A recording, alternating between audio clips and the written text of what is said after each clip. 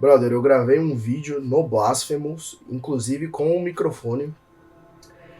E você acredita que esse jogo, filha da mãe, esse jogo não, né? O software de áudio da Nvidia, ele colocou o dispositivo errado, mano. Eu tinha atualizado o Nvidia lá, o Nvidia Container, e ele cagou toda a minha configuração, cara. Nossa, eu fiquei muito feliz quando eu vi a gravação e não gravou nada do meu áudio, cara. Assim, nossa, maior felicidade só quando o pai do meu filho nascer. Mas enfim, hoje eu vou falar sobre um assunto rápido, tá? Que é sobre a romantização da vida no campo. Eu tava vendo um vídeo do sobrevivencialismo falando de psicologia social e por que na cidade as pessoas tendem a ser mais mesquinhas e não sei o quê. Porque, basicamente, em resumo, ele usou um exemplo do dilema dos prisioneiros para falar basicamente que o incentivo, a estrutura de incentivos da cidade, como você tem muitas pessoas que são estranhas a você, você acaba não se importando tanto com o backfire, né, basicamente com as consequências possivelmente negativas de você agir de maneira ruim e auto-interessado às custas de outras pessoas. E eu acho que isso é uma meia-verdade, certo? Eu acredito que tanto por conta do que ela... É que assim, eu ia falar tanto por conta daquilo que a gente aprende na economia, mas a gente sabe que a gente não tem uma economia de mercado pura, que a gente não tem os mecanismos institucionais, melhor dizendo assim, adequados, né, para a gente ter uma cooperação motivada pelo alto interesse, mas de maneira geral, né, os mecanismos da lógica de mercado tendem a levar esse tipo de cooperação, mesmo que a gente leve em consideração o alto interesse.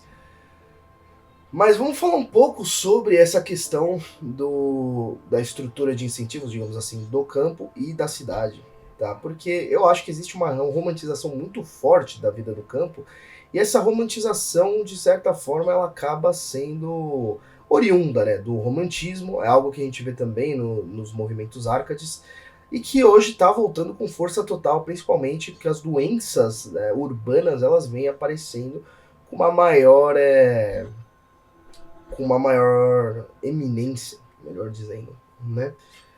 Mas tá, por que as pessoas tendem a romantizar as coisas? Cara, as pessoas elas pegam a experiência delas e muitas vezes ela coloca aquilo como a totalidade da realidade da experiência humana.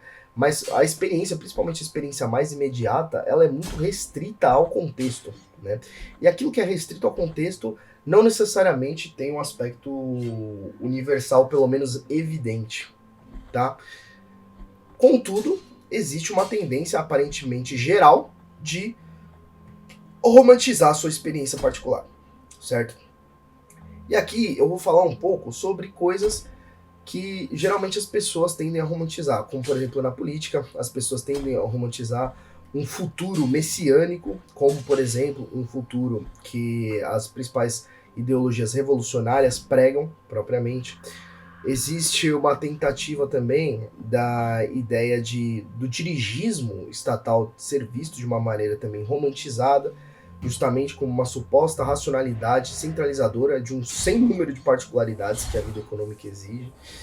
Enfim, entre várias outras coisas. E aí você pensa assim, cara, isso não existe também no lado dos pró-livre mercado? Existe.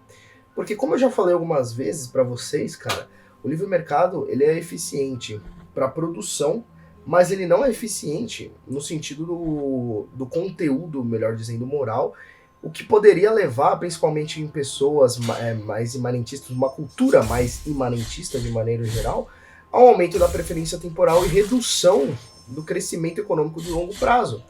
Ou seja, né, como já diria o Hoppe no Democracy, não basta só você ter uma cultura, digamos assim, que pouco importa e uma ordem de mercado para você ter crescimento econômico de longo prazo. Né? Como já mostra a teoria do capital, você precisa ter uma cultura mais voltada com a inteligência desenvolvida, com um forte senso moral, né? Tanto moral quanto moral enquanto ética, né? Como o Aristóteles fala, por exemplo, como você ter excelência nas suas atividades, você buscar objetivos de longo prazo, né? E você pensar além, para além da sua experiência imediata. Ou seja, você pensar mais naquilo que você não pode ver, mas você pode racionalmente entender, basicamente, né? Então existe essa necessidade, até para o livre mercado ser mais eficiente, de um arcabouço também moral e também de um forte senso de lei natural, principalmente quando a gente fala em termos institucionais. Outra coisa que a gente tenderia, principalmente nessa comunidade aqui que eu criei, seria talvez fazer uma romantização, de repente, da monarquia orgânica, mas a própria monarquia orgânica depende da subordinação do poder temporal ao poder eterno espiritual, que é algo também, por sua vez, por uma questão mais de contingencialidade do que por necessidade. Porque isso depende também, né, da livre decisão, né, de coração do próprio governante de seguir o poder espiritual, a lei natural. Até porque o que basta para uma monarquia se converter em tirania, ou uma monarquia orgânica em monarquia absolutista, que é a mesma coisa, como Aristóteles mostra na política, né, que a tirania é a subversão da monarquia, isso também depende muito da pessoa particular do rei e da capacidade das instituições de sobrepor a lei à vontade dos governantes. E isso é uma questão muito difícil. Até se você pegar algumas democracias liberais que tem um grande arcabouço institucional que reduz e barra bastante o avanço do Estado moderno, como por exemplo foi durante a história dos Estados Unidos, a gente vê que mesmo assim a tendência a longo prazo é uma expansão do poder dos governantes e uma perda, né, basicamente, do domínio da lei sobre os governantes e mais do domínio dos legisladores, né, como a gente está vendo atualmente, né? Então, assim, você vê que até se a gente falar de outras formas de organização econômica, não é tão preto no branco. Aquilo que parecia ótimo tem seus defeitos, e aquilo que parecia ter seus defeitos também pode ter a sua parte positiva, né? Também pode ter as suas vantagens. Então, é difícil a gente demonizar e romantizar as coisas, porque na verdade as coisas têm vários tons de cinza, né? Apesar de existirem sim coisas que, no geral, são mais eficientes que as outras, naturalmente, né? Mas isso não significa que é livre de falhas e livre de problemas, muito pelo contrário, né? E a vida no campo, ao mesmo tempo em que você tem uma maior proximidade dos vínculos e das pessoas, você também tem uma proximidade não apenas das virtudes, principalmente as virtudes comunitárias, como também dos vícios e das mesquinharias, e de você estar sujeito a relações tóxicas, porque você tem menos opções de pessoas com quem você vai escolher para o seu vínculo social. Então, existe também os problemas decorrentes, né, das relações humanas, que são inerentes à experiência humana independentemente do contexto, tá certo? E aí, principalmente quando você tem uma certa demonização da cidade, ninguém vai ter a mesma malícia que você que cresceu na cidade, principalmente quando a gente fala das próximas gerações, quando a pessoa não tem a experiência propriamente da malícia das ruas e por aí vai, e ela está restrita simplesmente ao que você fala, mas não importa o quão bem você traduza a sua experiência para essas pessoas, não vai ser tão direto quanto a pessoa ter a experiência ela própria dessa realidade. Então, eu acredito que existiria, nesse sentido, um ciclo de ida e volta de cidade e campo. Por quê? Né, eu vou ter que editar aqui no Blasphemous porque aconteceu um probleminha aqui. Por quê? Porque na cidade existe uma tendência dos urbanoides se tornarem anti-urbanistas conforme eles percebem as doenças urbanas. A sua prole passa a nascer e se desenvolver, né, no campo. E aí depois eles se deslumbram com o avanço e com as oportunidades, principalmente profissionais, da cidade, vão para a cidade, e aí esse ciclo se retroalimenta, certo? Até porque tem aquele famoso meme de que os romantistas, né, os românticos, melhor dizendo, vamos começar pelos iluministas, que eles vieram antes e eles que geraram esse backfire, geraram essa reação. Os iluministas eram caipiras deslumbrados com o avanço técnico da cidade, o avanço econômico da cidade, enquanto os românticos eram urbanoides basicamente, que se tornaram anti-urbanistas e que romantizaram a vida antiga, os tempos dourados do campo, né?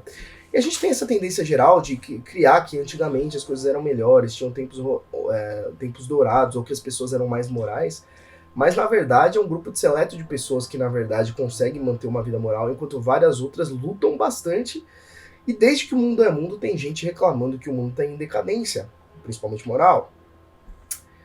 Então essa ideia de que, não, que existe um tempo de ouro e que existe um futuro dourado, é na verdade só uma projeção humana dos seus desejos. Não existe realmente um respaldo, né, na realidade. Né, um respaldo muito pequeno, baseado em aspectos que são hipervalorizados, tá certo? E, cara, tem aquele grande problema que foi que eu falei, por exemplo, da pessoa ela não criar malícia com os perigos do mundo. Você querer se proteger absolutamente dos perigos do mundo, e talvez isso seja um vício que derive do sobrevivencialismo, que na justa medida é algo bom, de querer se antever a tudo, todo tipo de cenário possível. Você pode se antever até sob certa medida, né? Mas tem aquela lição estoica de que, na verdade, tem coisas que você não pode controlar e que você tem que simplesmente reagir a essas coisas, né? Embora dê para reagir racionalmente, né? A razão é a nossa maior aliada sempre, certo? Enfim, e existe esse clubismo, que é um clubismo quase gnóstico, de que quando pessoas começam a adquirir algum conhecimento novo, ou um conhecimento antigo, esquecido, né? Parece que as pessoas que detêm, que fazem parte do clubinho das pessoas que leram o livro, é muito melhor do que o clubinho das pessoas, do que a massa ignorante que não leu o livro, que a massa ignorante que não estudou, que a massa ignorante que blá blá blá. E eu mesmo tenho uma tendência a falar mal da massa ignorante, mas quando a massa ignorante roga-se para si o papel de juíza do mundo, né? E não quando ela está simplesmente vivendo a sua vida mesquinha. E aí essa galera bem orzhov, essa galera bem sectária, essa galera começa a ficar julgando as outras pessoas, porque elas não vivem a vida delas, porque elas não vivem elas não são produtores autônomos. E, cara, lei das vantagens comparativas, né? A gente sabe que não dá para ser autônomo em tudo. Até porque, meu amigo, se você produzir alguma coisa, existe o custo de oportunidade de outras atividades que você deixa de desempenhar, né? De modo que você não consegue ter um padrão de vida avançado, né, do ponto de vista realmente de qualidade de vida, sem ter um certo grau de especialização. Você pode até ser um produto. Cara, você pode produzir um hambúrguer do grão e da vaca até o produto final, mas você não vai produzir os bens de capital necessários, para plantar de uma maneira eficiente, ou seja, principalmente as ferramentas do agronegócio, tratores, né, colheitadeiras e por aí vai. Até aquelas máquinas de semear que também irrigam junto, enfim. Aquelas coisas que você vê no Globo Rural. Quanto também o fogão, certo? Quanto também o moedor de carne e uma série de outras coisas, como também a tecnologia bacteriana que tem na ração, né, pro gado. O meu tio trabalha com isso, cara. Então, assim, não dá para você ser um especialista em tudo, justamente por conta do custo de oportunidade que você tem de se especializar, que é o tempo que você deixa de estudar outras coisas, e é necessário que seja assim, tá bom? Tudo tem um custo de oportunidade. E aí, quando você ignora esse custo de oportunidade, você ignora essas vantagens comparativas, você tá achando que você não tá abrindo mão de um padrão de vida, você desenvolve certa autonomia, mas na verdade não existe em absoluto, né, essa autossuficiência. Isso daí é uma utopia também, né? Então, basicamente, o papo que eu queria mandar para vocês é esse. Eu só queria mostrar que, cara, evitem, sob qualquer hipótese, sobre qualquer contexto, romantizar demais essas coisas, tá? Tanto no passado quanto no futuro perfeito hipotético. Isso não existe. Isso não existe. Na imanência, isso não existe, tá? Vamos nos apegar ao quê? Ao desenvolvimento da inteligência. Tanto que o cara fala lá no vídeo, não, mas porque tem doenças urbanoides que você só consegue perceber enxergando de fora. Isso é mentira. Com o desenvolvimento da inteligência você consegue desenvolver um olhar como se fosse de fora, um olhar analítico, um olhar autocrítico, mas você precisa desenvolver uma postura intelectual, em primeiro lugar, para que você seja capaz de compreender, basicamente, essas coisas eliminando ou suprimindo ao máximo o viés que você tem de estar dentro da situação, de estar por dentro da situação. Tá. Assim como ele citou no vídeo questão de discussões mesquinhas, cara, discussões mesquinhas, eu percebi a mesquinhez delas há muito tempo atrás, com o próprio desenvolvimento da minha vida intelectual, e vi que tinha muita discussão que era efêmera, que não fazia sentido, e que seria só um exercício estéril que eu passaria raiva com pessoas estranhas na internet. Então, é coisa que a gente aprende, cara. A gente consegue aprender com a experiência. Eu não preciso morar no campo para aprender isso. Assim como eu não preciso morar no campo para aprender habilidades que podem me ajudar com uma sobrevivência, eventualmente. O que não significa que o campo é ruim, o que não significa que eu não queira morar no campo, eventualmente, mas que a gente tem que perceber que não existe um estilo de vida perfeito, que é superior aos outros, que as pessoas estão perdendo tempo. Isso é muito papo de coach, você sabe? Não tem respaldo realmente na realidade. Na realidade, você tem que pesar sempre os lados positivos e negativos de todas as coisas. É assim que as coisas funcionam. As coisas, elas são imperfeitas, né? Algumas coisas, elas tendem a ser, no geral, melhores que as outras, mas é sempre uma questão de equilíbrio, sempre uma questão de meio termo e sempre uma questão de pesar custos e benefícios relacionados aos objetivos que você tem para sua vida, tá? Do que ficar querendo seguir uma trend, querendo seguir uma moda, enfim, querendo seguir uma espécie de clubismo, tá bom? Então é isso que eu queria falar. Eu fiquei muito puto que eu não consegui gravar isso daqui direito, mas tá aí, gameplay de Blasphemous.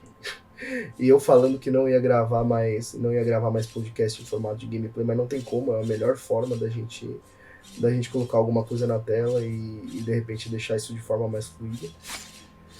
E uma coisa que eu acho que eu aprendi nesses últimos tempos é que, sei lá, cara, às vezes a gente tenta assim, segmentar demais nosso trabalho na internet, e aí a gente acaba nos colocando com tarefas demais do que a gente consegue lidar.